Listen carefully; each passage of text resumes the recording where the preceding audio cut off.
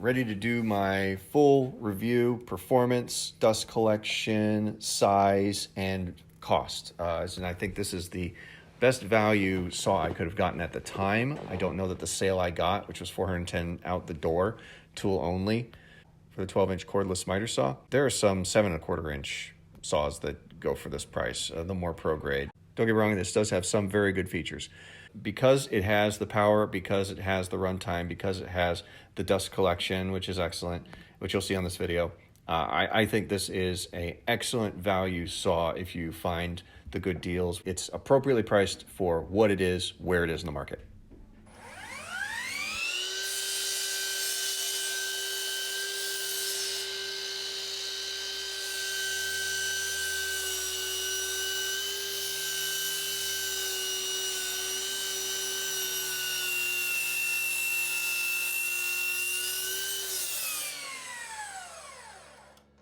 Fair amount of dust went into the bag though.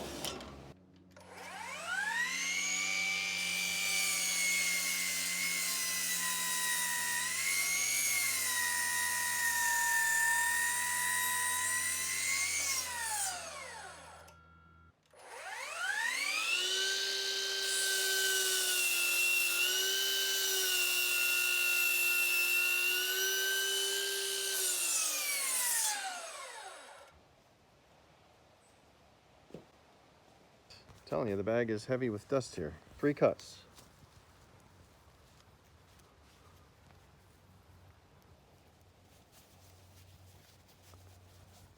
There's way more here. Here's my handful. There's way more here than there is here. This is, yeah, that's picking up half that pile. It's just what misses the dust collector, but I mean, it ends up in the bag. 6x10s, and it almost made it through. So for round 2, I was impressed enough with the dust collection with no suction, i.e. the particles that are being driven by the blade only were hitting the bag with such force that the microparticles, the ones that the bag mesh needs to let air still flow through, are the only ones escaping. So there's a lot of velocity going into that bag, and I was impressed that easily 2/3 of the dust was making its way into the bag with no suction. So decided to take my weak sauce shop vac with a 1-inch hose and use a special adapter, it's duct tape, to get onto the 2-inch hose slash the bag diameter for the sawdust collection, and just see what some suction. Like I said, this is entry-level shop, Home Depot or Lowe's special, can't remember where I got it, but not super powerful shop vac. It's not what you would do in a professional shop. What would some suction do to keep the velocity of the particles going, and what does the dust collection compare?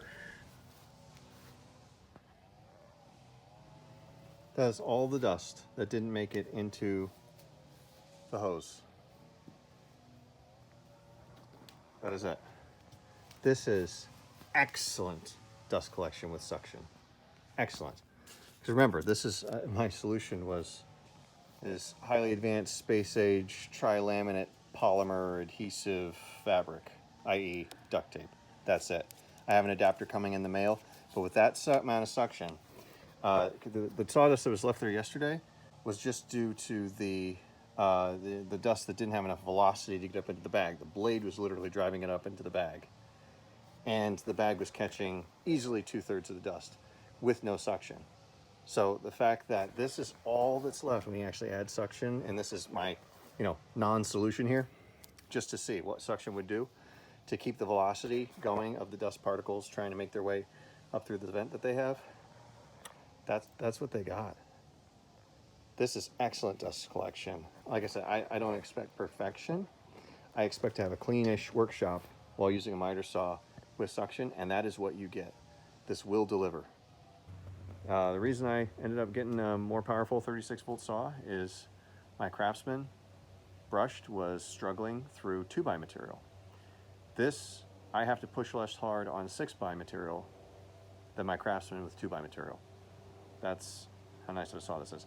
So maybe it's not the most ergonomic saw in the entire world. I said these side handles, they were so cheesy cheap that I just didn't even bother, and they're not quick lock in and out.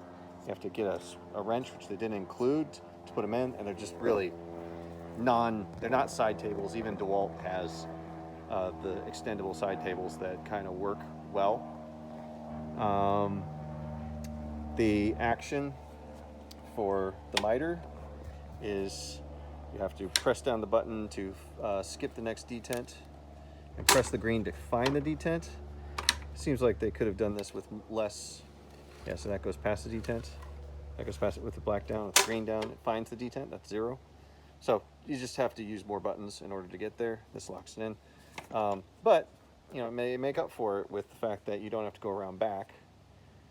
So it's, I would say minus half a point, because they could have done an easier job, I think, with this ergonomics. But this is very ergonomic, so it's not a full point off for ergonomics, essentially, if I were keeping score. As far as functionality, you know, the low clearance in the back, excellent dust collection. You know, I could get used to the miter. Like I said, that's maybe half a point off for, you know, just the complicated 2-button system as opposed to 1 to find or not find your miters. But yeah, overall, really impressed with this saw. It seems very powerful, and it seems like it has very good dust collection from what I am used to. It fits in a compact space. Sure, this sticks out a little bit, but if I turn it sideways, I can keep it in my garage on my 24-inch bench, no problem. So here's the thing that I was most curious about, is on a table that is 2 feet, this is 2 feet to the wall, can you put a 12-inch miter saw? So with 2.5 inches to the edge to spare, so less. You could actually almost do this on a 22-inch bench, but I think 22 is going to be about your limit. Yeah, full range on the miter. I have another video on that as to where it fits in the same space. I used to have the Craftsman brushed miter saw. It's a 7.25 inch, and because the rails go backwards out this way, you can basically fit the base to back in the same space. And like I said, this, if you fold it off to the side, gets out of the way, it fits in your garage. Excellent. I like this saw. I like it a lot.